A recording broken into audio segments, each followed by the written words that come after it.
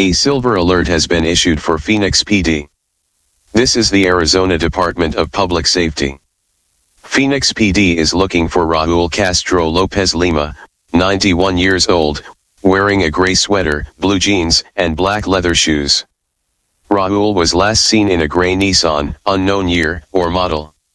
Raul was last seen in the area of North 33rd Street and East Utopia Road, Maricopa County, Arizona. If you have seen or have any information on Raul, please contact Phoenix Police.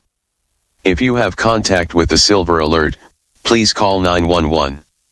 Monitor TV and radio for updates.